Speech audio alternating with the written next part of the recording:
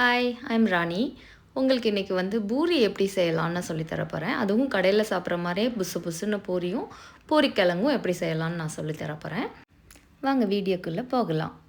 இதுக்கு நமக்கு தேவையான பொருள் உருளைக்கிழங்கு குக்கரில் போட்டு ஃபஸ்ட்டு 4-5 விசில் வச்சு எடுத்துக்கோங்க. நம்ம அதுக்கு முதல்ல உருளைக்கிழங்கு குக்கரில் போட்டு விசில் வச்சு விட்டுறலாம்.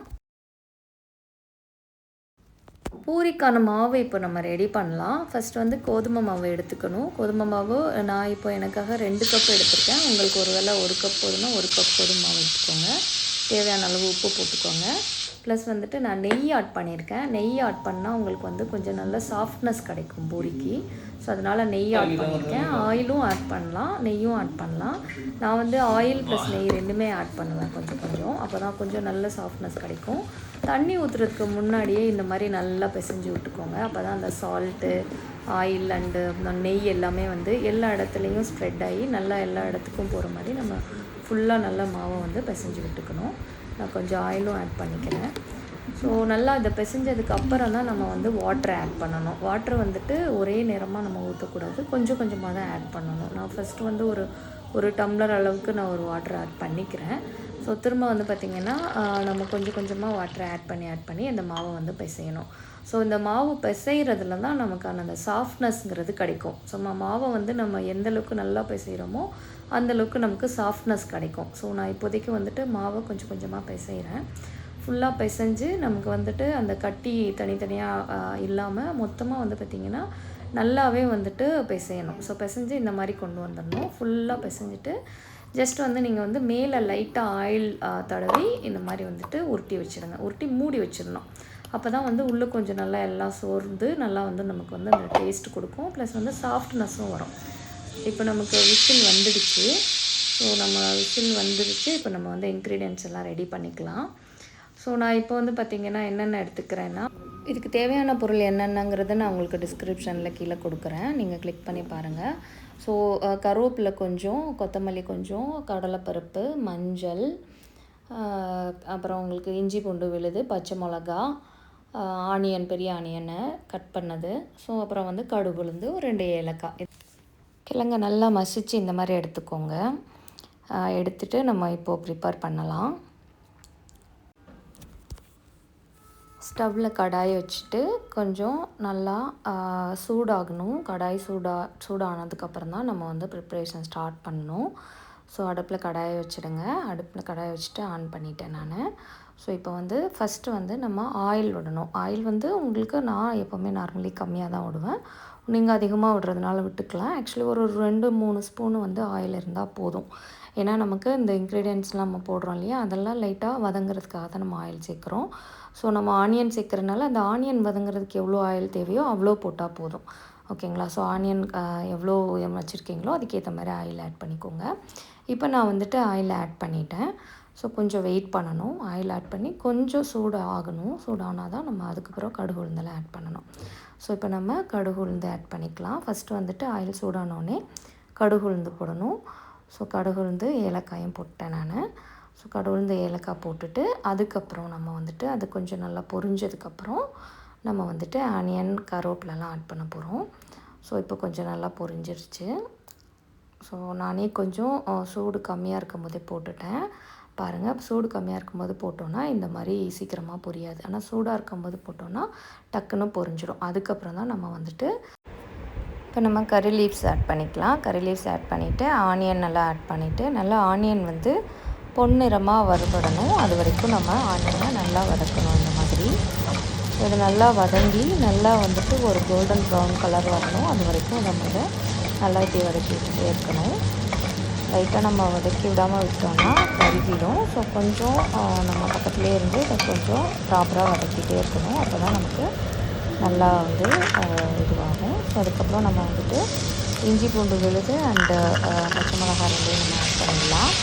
ஆட் பண்ணிவிட்டு அதையும் நல்லா வதக்கணும். இஞ்சி பூண்டு விழுதோட ஸ்மெல் போகிற வரைக்கும் நல்லா மிக்ஸ் பண்ணணும், நல்லா வதக்கணும்.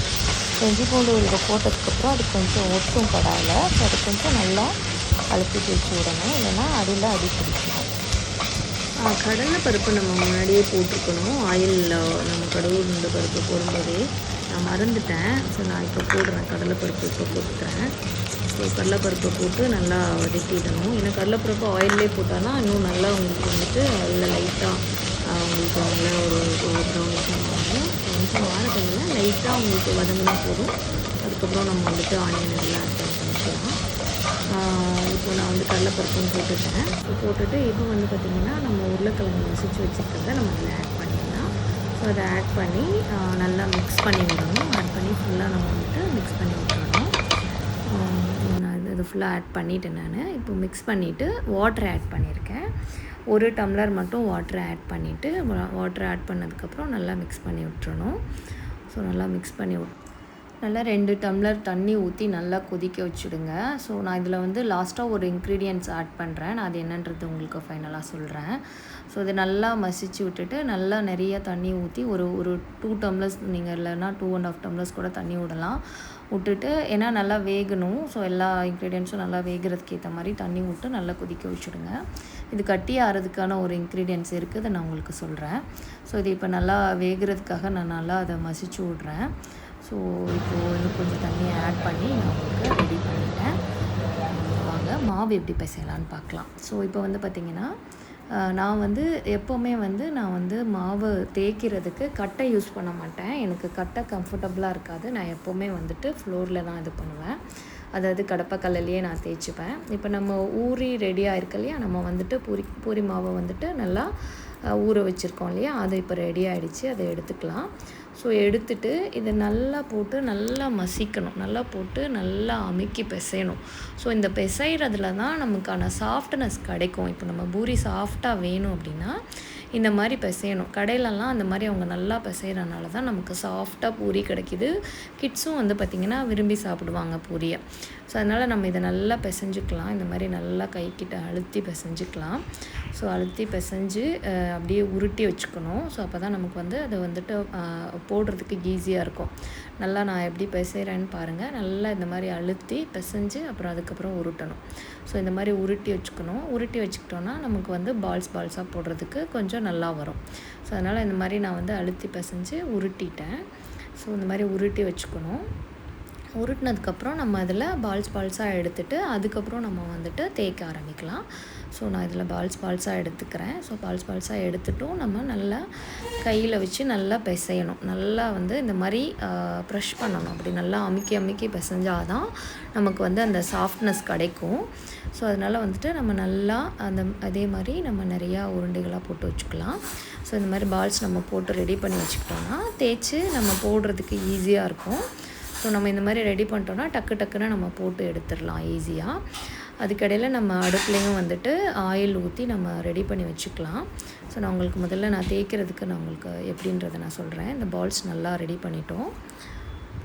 பால் கொஞ்சம் பெருசாக இருக்குது. ஸோ அதனால் நான் அதை வந்துட்டு டபுள் ஆக்கிக்கிறேன். ஏன்னா வந்துட்டு மாவை வந்து ரொம்ப பெருசாக இருந்தால் நல்லா இருக்காது. ஸோ நம்ம குட்டியாக தான் நம்ம பூரிக்கு வந்து குட்டியாக தான் போடணும். சப்பாத்திக்குனா அந்த சைஸில் நம்ம போட்டுக்கலாம். இது வந்து இதே மாவில் சப்பாத்தியும் நம்ம பண்ணிக்கலாம். நான் இப்போ உங்களுக்கு பூரிக்கு சொல்லி கொடுத்துட்ருக்கேன். பட் ஆனால் நீங்கள் சப்பாத்தி நீங்கள் இதே மாவில் கூட பண்ணிக்கலாம். இப்போ சப்பாத்தினா அந்த பெரிய உருண்டையில் ஒரு உருண்டை வச்சு அப்படியே சப்பாத்தி தேய்ச்சிக்கலாம். பூரிக்குனா அதை டபுள் ஆக்கிக்கணும். ஸோ டபுள் ஆக்கிட்டு அதை இது பண்ணிக்கணும். ஏன்னா அப்போ தான் உங்களுக்கு பூரி நல்லாவும் உங்களுக்கு வரும். ஸோ அதனால் நம்ம அந்த மாதிரி டபுள் ஆக்கி தேய்ச்சிக்கிறோம். நல்லா வந்து நம்ம அந்த ஸ்டோன்லேயே வச்சு உருட்டி எடுத்துக்கணும். ஸோ உருட்டினா நல்லா நமக்கு அது ஆல்ரெடி சாஃப்டாக இருக்குது. அந்த சாஃப்ட்னஸ் ஃபீல் ஆகுது நம்ம தேய்க்கும் போதே. ஸோ அது நல்லா சாஃப்ட் ஆயிடுச்சு. இப்போ வாங்க தேய்க்கலாம். So ready. சப்பாத்திக்கு மாதிரி நம்ம இதை தேய்க்கக்கூடாது. ஆக்சுவலி நம்ம வந்துட்டு பூரிக்கு வந்து கொஞ்சம் திக்காக தான் தேய்க்கணும். சப்பாத்திக்கு நம்ம ரொம்ப சப்பையாக தேய்ச்சிடுவோம் இல்லையா, அந்த மாதிரி பூரிக்கு தேய்ச்சிடக்கூடாது. அப்படி தேய்ச்சோன்னா பூரி வந்து புஷ்ஷுன்னு கிளம்பி வராது. கொஞ்சம் திக்காக தான் தேய்க்கணும். ஸோ நான் இப்போ திக்காக தேய்ச்சி நான் 4 சப்பாத்தி பூரி ரெடி எடுத்து வச்சுருக்கேன். ஸோ இப்போ நான் இதையும் தேய்ச்சிட்டேன். இப்போ அடுப்பை ஆன் பண்ணிக்கலாம். இப்போது ஆயில் நம்ம வந்துட்டு கொஞ்சம் ஆயில் வந்துட்டு நல்லா ஹீட் ஆகணும். கொஞ்சம் வெயிட் பண்ணணும் ஹீட் ஆகிற வரைக்கும்.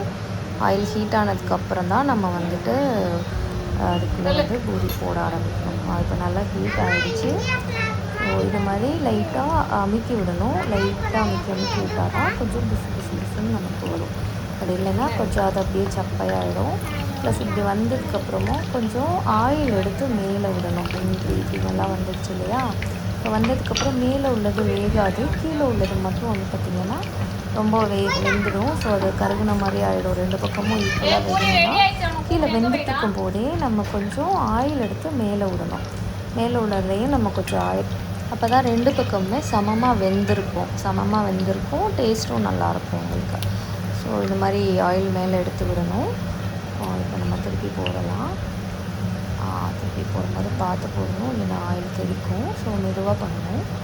ஸோ இந்த மாதிரி பண்ணிட்டோம்னா நமக்கு வந்து பாருங்கள் நல்லா வந்திருக்கு இல்லையா? ஸோ நல்லா வந்திருக்கு. இப்போ நம்ம கொஞ்சம் லைட்டாக கார்னரில் இப்படி அமுக்கி விடணும். அப்போ தான் வந்து சைடில் இருக்கிற இதெல்லாம் கூட நல்லா வேகும். நல்லா வந்துட்டு நமக்கு டேஸ்ட்டும் கிடைக்கும். இல்லைன்னா அந்த கார்னர்ஸ் வந்து நமக்கு அவ்வளோ நல்லா இல்லாமல் இருக்கும். ஸோ அதனால் நம்ம இந்த மாதிரி அமுக்கி விட்டு எடுத்துக்கணும். ஓகேங்களா? இப்போது பூரி ரெடி ஆகிடுச்சு. நான் லைட்டாக செக் பண்ணி பார்த்தேன். ஸோ அதில் வந்து இன்னும் கொஞ்சம் அந்த கலர் நமக்கு தெரியும், லைட்டாக தெரியும் அந்த கலர் மாறி இருக்கா இல்லையான்ட்டுன்னு. ஸோ மாறினதுக்கு அப்புறம் தான் எடுக்கணும். ஸோ கலர் இப்போ மாறிடுச்சு. ஸோ இப்போ நல்லா வெந்துடுச்சு. நம்ம இப்போ வெளியில் எடுத்துடலாம். ஸோ அடுத்து ஒன்றும் போட்டு காமிக்கிறேன். ஸோ பாருங்கள், நல்லா சூடாக இருக்கணும் ஆயில். ரொம்பவும் சூடாக இருக்கக்கூடாது, சிம்மில் வச்சுக்கணும், இல்லைன்னா மீடியமில் வச்சுக்கணும். ஸோ இந்த மாதிரி அமுக்கி விட்டால் தான் நல்லா கிளம்பும். தெரியுதா? இப்போ நான் அமுக்கி விடும்போது நல்லா கிளம்புது பாருங்களேன். ஸோ இப்போ நம்ம அது மேலே வந்துட்டு ஆயில் விடணும். ஸோ இந்த மாதிரி விடும்போது நமக்கு அந்த 2 பக்கம் உள்ள டேஸ்ட்டும் நமக்கு ஒரே மாதிரி இருக்கும். 2 பக்கமும் பூரி ஒரே மாதிரி இருக்கும் நமக்கு. ஸோ இந்த பக்கம் பாருங்கள் நல்லா வெந்திருக்கு, நல்ல கலர் வந்திருக்கு பாருங்களேன். நம்ம கடையில் வாங்குகிற மாதிரியே இருக்குது பாருங்கள். பூரி புஸ்ஸுன்னு இப்படி எடுத்து கொடுக்கும்போது பசங்க நல்லா விரும்பி சாப்பிடுவாங்க. சாஃப்டாகவும் இருக்கும், இப்போ பூரியும் நல்லா வெந்திருக்கும். ஸோ எல்லா சைடுமே வந்து நல்லா கார்னர்ஸ் எல்லாமே வெந்திருக்கும். ஸோ இந்த மாதிரி தான் நம்ம பூரி ப்ரிப்பேர் பண்ணணும். ஸோ இப்போ பூரி ரெடி ஆகிடுச்சு. ஸோ நம்ம இப்போ பசங்களுக்கு சர்வ் பண்ணிடலாம். பூரிக்கிழங்கு கட்டியாக இருக்கிறதுக்கு இன்க்ரீடியன்ட் சொல்கிறேன்னு சொல்லியிருந்தேன் இல்லையா? ஸோ அது வந்து சிம்பிளுங்க. நம்மளோட பொரிக்கடலை இருக்கு இல்லையா, அந்த கடலையை அரைச்சி கொஞ்சம் தண்ணி கலந்து அதை நம்ம ஃபைனலாக ஆட் பண்ணி கொஞ்சம் நேரம் கொதிக்க வச்சா ரெடி ஆகிடும். ரொம்பவே சுவையான பூரிக்கிழங்கு ரெடி ஆகிடுச்சு. தேங்க்யூ ஃபார் வாட்சிங். பாய் பாய். எனி டவுட்ஸ் நீங்கள் கமெண்ட்ஸில் கேட்கலாம். பாய் பாய்.